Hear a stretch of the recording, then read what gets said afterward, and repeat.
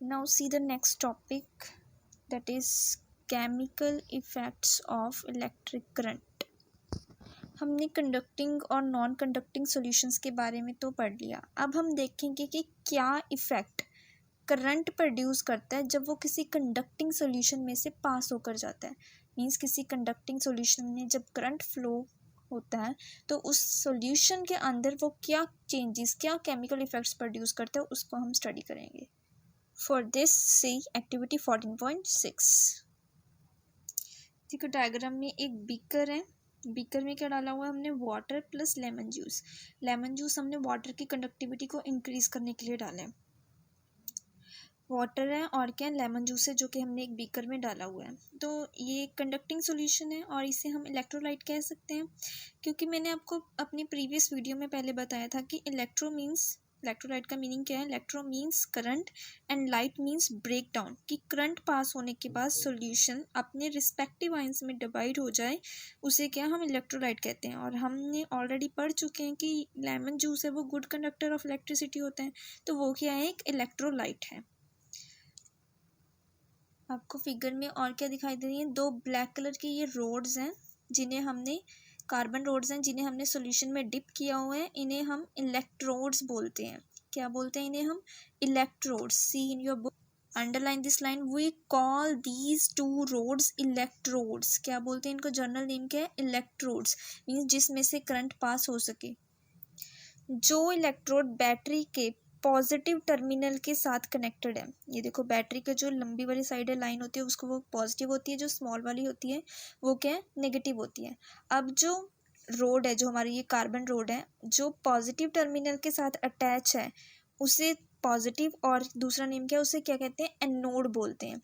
दूसरा जो हमारी road negative terminal of battery के साथ अटैच है, उसे क्या बोलते हैं? नेगेटिव और कैथोड बोलते हैं। Remember this point, cathode negative terminal के साथ अटैच होती है, एनोड पॉजिटिव टर्मिनल के साथ अटैच है। जो रोड पॉजिटिव टर्मिनल के साथ अटैच है उसे बोलते हैं एनोड, और जो रोड नेगेटिव टर्मिनल के साथ अटैच है उसे क्या बोलते हैं? कैथोड। और ये क्या? कॉपर की कनेक्टिंग वायर्स हैं, जिनके साथ हमने रॉड को अटैच करके डिप किया हुआ है सॉल्यूशन में। अब आप देखोगे ध्यान से, जब जब इस सॉल्यूशन में से करंट पास होगा, तब क्या है कि जो गैस के बबल्स हैं, ये छोटे छोटे बबल्स दिख रहे हैं आपको, इलेक्ट्रोड के पास बनने स्टार्ट हो जाएंगे, आपको दिखाई देंगे, बबल्स दिखाई देंगे। मीन्स कुछ ना कुछ चेंज प्रोड्यूस हो रहा है सॉल्यूशन में। जैसे ही हमने करंट ऑन किया, करंट पास हुआ सॉल्यूशन में, तो वहाँ पे क्या है? यहाँ पे रोड के पास, इस सॉल्यूशन में रोड के पास क्या है? बबल्स बनने स्टार्ट कर दिए। अगर बबल्स बन रहे हैं तो मीन्स वहाँ पे क्या? गैस प्रोड्यूस हो रही है। तो मतलब कुछ ना कुछ यहाँ पे चेंज हो रहा है। आपने 7th क्लास में केमिकल चेंज की डेफिनेशन पढ़ी है। क्या होती है definition? A change in which one और more new substances are formed is called the chemical change. तो इस सॉल्यूशन में गैस बबल्स इंडिकेट कर रहे हैं कि सॉल्यूशन में केमिकल चेंज हुआ है। After the flow of current in this solution means chemical effect produce हुआ है in the form of gas bubbles after the flow of electric current in the solution. जैसे ही हमने करंट पास किया, bubbles बनने start कर दिए, तो इसका मतलब क्या है कि सॉल्यूशन में चेंज आ गई।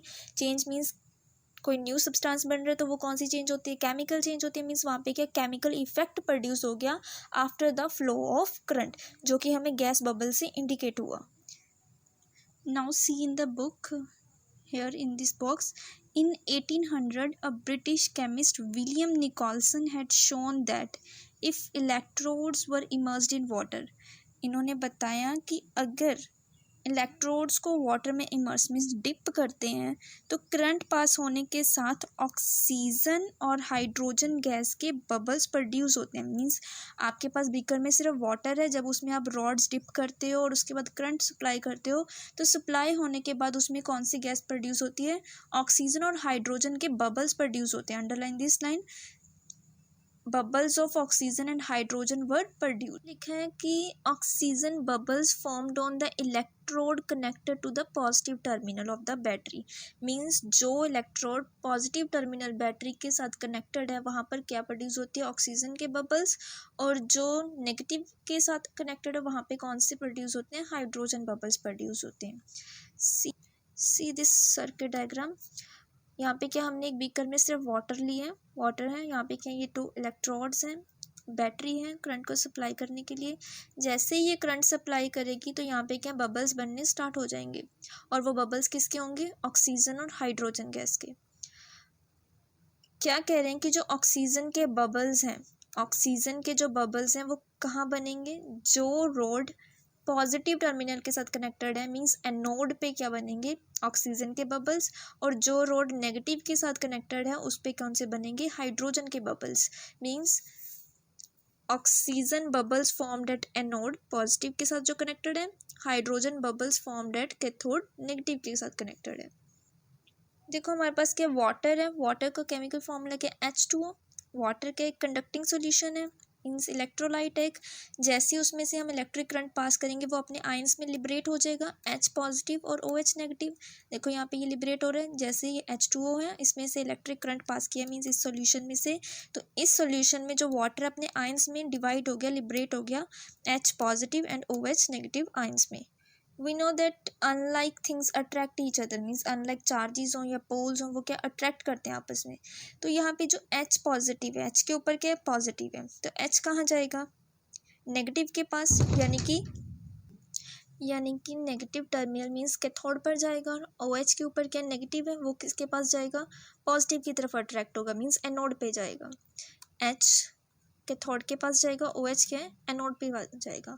फर्दर एनोड और कैथोड पर क्या होंगी? ऑक्सीडेशन और रिडक्शन रिएक्शंस होती हैं जो कि आप हायर क्लास में पढ़ोगे, जिसकी वजह से ऑक्सीजन बबल्स मींस ऑक्सीजन और हाइड्रोजन गैस फॉर्म में लिबरेट होती हैं। बबल्स बनते हैं जो कि ऑक्सीजन के पॉजिटिव पे बनते हैं एनोड पर, और हाइड्रोजन के किस पे बनते हैं? कैथोड पे बनते हैं। आपको बस इतना रिमेंबर रखना है, याद रखना है आपको कि ऑक्सीजन के जो बबल्स हैं वो एनोड पे बनेंगे और हाइड्रोजन के किस पे बनेंगे? कैथोड पर बनेंगे। ये हमने एक चेंज देख लिया है कि जब करंट फ्लो करता है सॉल्यूशन में तो वहाँ पे क्या बबल इंडिकेट कर रहे हैं, तो मीन्स वहाँ पे क्या केमिकल चेंज हो गया है। ये फर्स्ट चेंज देख लिया। हो सकता है हमारे पास कोई और सॉल्यूशन हो और उसमें क्या है कि हो सकता है कि ये जो इलेक्ट्रोड्स हैं इन पर कोई मेटल डिपॉजिट हुआ दिखाई दे, या फिर थर्ड्स ये भी हो सकता है कि हमारा ये जो सोल्यूशन है अगर इसमें हमने कुछ और डाला हो तो उसका कलर भी चेंज हो जाए। जैसे इस वाले डायग्राम में जो आपकी बुक में है इसमें क्या हो सकता है कि इन इलेक्ट्रोड्स पे ये मेटल क्या डिपॉजिट हो जाए, तो ये सेकंड चेंज है। थर्ड चेंज क्या है कि हो सकता है कि आपके जो सोल्यूशन है उसका क्या कलर भी चेंज हो सकता है। बबल्स का बनना, डिपोजिशन ऑफ मेटल्स और कलर का चेंज होना, ये कुछ केमिकल इफेक्ट्स हैं जो करंट के सॉल्यूशन में फ़्लो करने के बाद प्रोड्यूस होते हैं। एंड ये तीनों चेंजेस हैं जो ये डिपेंड करेंगे कि हमने किस तरह का सॉल्यूशन लिया है या किस तरह के हम इलेक्ट्रोड्स हैं वो यूज़ कर रहे हैं। अब हम एक और इम्पॉर्टेंट टॉपिक स्टडी करेंगे, वो क्या है? एक इम्पॉर्टेंट एप्लीकेशन है chemical effect of electric current की। क्या नेम है उस इम्पॉर्टेंट एप्लीकेशन का? Electroplating. Electroplating is an important application of chemical effect of electric current. Now see the definition of electroplating. It is a process of depositing a layer of any desired metal on another material by means of electricity. Means किसी भी material का किसी और metal की layer का चढ़ाना, मतलब किसी मटेरियल के ऊपर किसी और मेटल की लेयर को चढ़ाना with the help of the current, that process is called the electroplating. क्या है इलेक्ट्रोप्लेटिंग? अगर हमारे पास कोई मेटल है, हम उसके ऊपर कोई भी मटेरियल है हमारे पास, उसके ऊपर किसी और मेटल की लेयर को चढ़ाना चाहते हैं with the help of the current, तो उस प्रोसेस को क्या बोलते हैं? Electroplating. Electro means current, plating means एक मेटल की लेयर दूसरी मेटल के ऊपर चढ़ाना। आपने देखा होगा कि न्यू बाईसाइकिल के हैंडल या फिर व्हील के रिम्स बहुत शाइनी होते हैं जब आप न्यू लेकर आते हो, लेकिन कुछ टाइम के बाद कई बार उन पर स्क्रैचेस आ जाते हैं जिनसे उनके ऊपर का जो शाइनी सरफेस है वो उतर जाता है और उसके नीचे आपको रफ़ और कुछ कम शाइनी सरफेस सा दिखाई देने लगता है। या फिर आपने देखा होगा, आपने अपने घरों में ही देखा होगा कि आपके मदर गोल्ड के ऑर्नामेंट्स पहनते हैं। I am not talking about pure gold ornaments, जो आपके मतलब जिनके ऊपर पानी चढ़ा होता है गोल्ड का, वो ऑर्नामेंट्स पहनते हैं। अगर उस ऑर्नामेंट्स को वो डेली पहनते जाएं, मतलब आफ्टर सम टाइम, उसके बाद क्या होता है कि उनका जो गोल्ड की कोटिंग है वो उनके ऊपर से उतरनी स्टार्ट हो जाती है और उसके नीचे से आपको कोई सिल्वरी या कोई और किसी और टाइप का मेटल जो है वो दिखाई देना स्टार्ट हो जाता है। तो इन दोनों केसेस में हमने देखा कि एक मेटल को दूसरे मेटल पर क्या किया हुआ है, कोटिंग किया हुआ है। तो ये क्या है, मतलब किस प्रोसेस से हुए हुए हैं, इलेक्ट्रोप्लेटिंग से हुए हुए हैं। मीन्स हमारे पास बहुत सारे ऐसे मटेरियल्स हैं जो जिसमें एक मेटल की कोटिंग दूसरे पे की हुई है। तो अब ये कोटिंग करते कैसे हैं वो देखते हैं हम। देखो सर्किट को देखो ध्यान से। अब हम इलेक्ट्रोप्लेटिंग कैसे करते हैं वो देखेंगे। आपके पास क्या है, एक कार्बन रोड है। क्या है, कार्बन रोड है, जिसके ऊपर मैं क्या चाहती हूँ कि कॉपर डिपॉजिट हो जाए। मैं इस कार्बन रोड के ऊपर कौन सा मेटल डिपॉजिट करवाना चाहती हूँ, कॉपर करवाना चाहती हूँ। देखो जौन सा आपने मेटल उसके ऊपर डिपॉजिट करवाना है, जिस भी रोड के ऊपर या कोई मटेरियल है, उससे ही मेटल का आप सॉल्यूशन लोगे। मेरे को क्या है, कॉपर करवाना था इसके ऊपर, कार्बन रोड के ऊपर, तो मैंने सॉल्यूशन में क्या लिया है, कॉपर सल्फेट सॉल्यूशन ले लिया। कौन सा सॉल्यूशन ले लिया, कॉपर सल्फेट सॉल्यूशन। कार्बन जिसके ऊपर चढ़ाना है उसे हमेशा आप किसके साथ कनेक्ट करोगे, नेगेटिव टर्मिनल ऑफ बैटरी के साथ। जिस भी मटेरियल के ऊपर मेटल डिपॉजिट करवाना है उसे हमेशा नेगेटिव टर्मिनल के साथ कनेक्ट करना है, और जौन सा मटेरियल इसके ऊपर डिपॉजिट करवाना है उसे हमेशा सॉल्यूशन में लेना है, that is the copper sulphate solution. और जो सॉल्यूशन आपने लिया है, उस जिस मेटल को आप डिपॉजिट करवा रहे हैं, उसी मेटल के रिलेटेड आपने जो सेकंड है आपकी जो कॉपर प्लेट लेनी है, जो कि पॉजिटिव टर्मिनल के साथ कनेक्टेड होगी। मैंने यहाँ पे कौन सा मेटल चढ़ाना है, कॉपर चढ़ाना था, तो सॉल्यूशन क्या ले लिया, कॉपर सल्फेट सॉल्यूशन। अब मेरा सॉल्यूशन कॉपर सल्फेट सॉल्यूशन है, तो मुझे जो ये रोड है वो कौन सी लेनी पड़ेगी, यहाँ पे कॉपर की लेनी पड़ेगी। मीन्स यहाँ पे देखो मैंने कौन सी प्लेट ली है, कॉपर की ली है। चढ़ाना किसके ऊपर है, कार्बन के ऊपर। क्या चढ़ाना है, कॉपर। तो सॉल्यूशन कौन सा ले लिया, कॉपर सल्फेट सॉल्यूशन। और जो सेकंड रोड है वो कौन सी है, मेरी कॉपर प्लेट है। यहाँ पे मैंने इसको किसके साथ कनेक्ट कर दिया, नेगेटिव के साथ, और जो कॉपर प्लेट है उसे किसके साथ कनेक्ट किया, पॉजिटिव के साथ। देखो सॉल्यूशन में होगा क्या, हमारे पास कॉपर सल्फेट सॉल्यूशन का फॉर्मूला है, देखो CuSO4। जैसे ही इसमें से इलेक्ट्रिक करंट पास होगी तो ये अपने आयंस में डिसोशिएट हो जाएगा। कंडक्टिंग सॉल्यूशन है, Cu2 पॉजिटिव, SO4 2 नेगेटिव। जैसे इलेक्ट्रिक करंट पास हुआ तो ये किस में डिवाइड हो गया, Cu2 पॉजिटिव और SO4 2 नेगेटिव में। अब देखो Cu के ऊपर, कॉपर के ऊपर क्या है, पॉजिटिव चार्ज है। पॉजिटिव किस तरफ अट्रैक्ट होगा, नेगेटिव की तरफ। मीन्स नेगेटिव क्या है यहाँ पे, कार्बन रोड, क्योंकि वो नेगेटिव टर्मिनल के साथ कनेक्टेड है। तो मीन्स सारा का सारा कॉपर किस तरफ अट्रैक्ट होना स्टार्ट हो जाएगा, कार्बन की तरफ। मीन्स कॉपर के कार्बन के ऊपर डिपॉजिट होना स्टार्ट हो जाएगा। इस तरह से हमारा जो कॉपर है सॉल्यूशन में जब डिसोशिएट हो जाता है आयंस में अपने कॉपर सल्फेट, तो वहाँ से जो कॉपर है पॉजिटिव है वो नेगेटिव की तरफ क्या है, अट्रैक्ट होना स्टार्ट हो जाता है, और उसके ऊपर क्या डिपॉजिट होना स्टार्ट हो जाता है। तो अब हमारे सॉल्यूशन में से जो कॉपर है, जो कि मींस डिसोशिएट होने के बाद अपने आयंस में ब्रेक होकर मेटल कार्बन रोड के ऊपर जो है डिपॉजिट होना स्टार्ट हो गया, फिर जिससे हमारे जो सॉल्यूशन में उसमें से तो कॉपर लॉस हो रहा है। तो वो कहाँ से आएगा, अब जो हमारी जो अनदर इलेक्ट्रोड थी, जो कि हमने कॉपर प्लेट ली थी, वो इक्वल अमाउंट का जो है वो कॉपर इस सॉल्यूशन में देता जाएगा, डिसॉल्व करता जाएगा, ताकि हमारा जो ये इलेक्ट्रोप्लेटिंग का प्रोसेस है वो कंटिन्यू रहे। इसीलिए मैंने कहा था कि जो आप सॉल्यूशन ले रहे हो और जिस मेटल को आप डिपॉजिट करवा रहे हो उसी के साथ ही आपने जो सेकेंड जो अपनी प्लेट लेनी है।